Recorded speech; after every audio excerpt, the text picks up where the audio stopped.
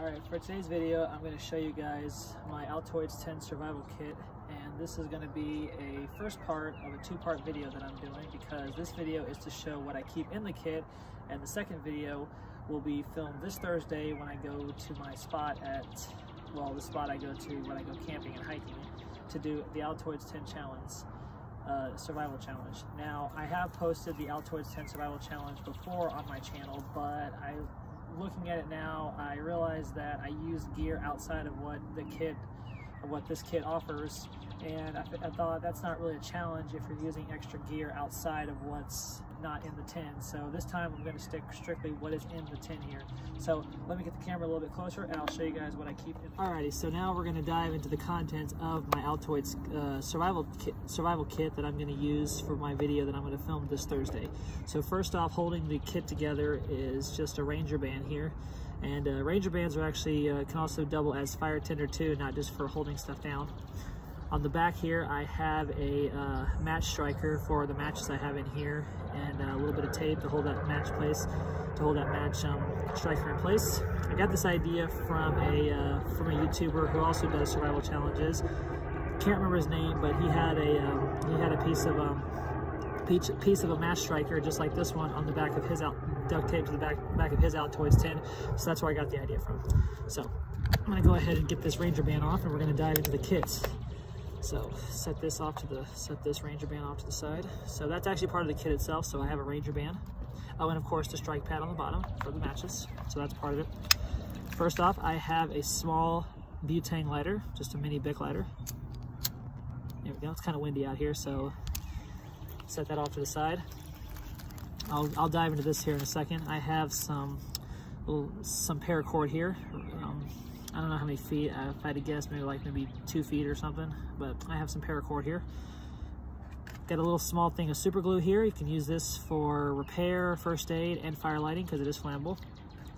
Speaking of fire lighting, I have a piece of a fire starter, a wet weather fire starter that I made. This is just, I cut it off a fire disc that I made, and this is part of it. And this little piece right here will burn for exactly 5 minutes. More than enough time to help you get a fire going when things are wet.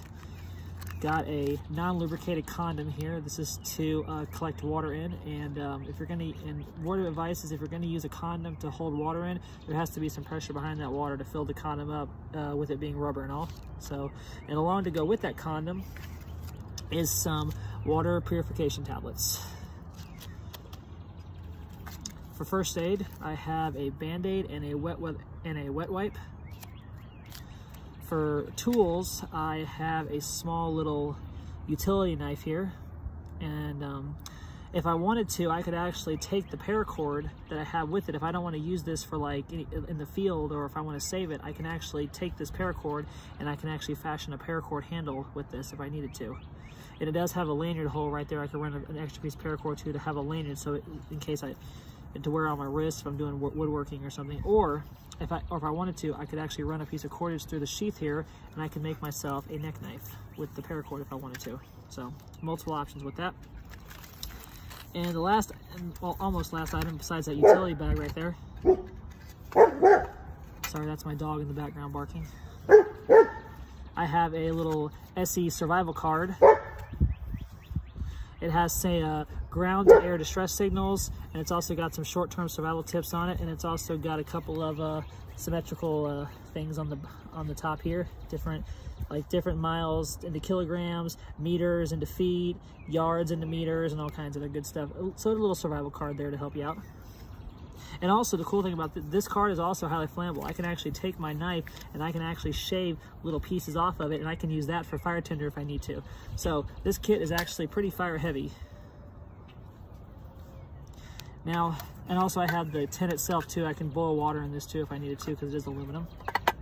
So in this little utility bag here, without breaking it open, I'm going to show you. I have 6 Strike Anywhere matches in there. I don't know if you can see that. I have got a couple of fish hooks here. Got a safety pin, got a paper clip, got a small sewing kit on the back with a needle, and also, I don't know if you can see this, but I also do have a GI P38 can opener in there too. So a lot of different options in here. So I call this my little utility bag.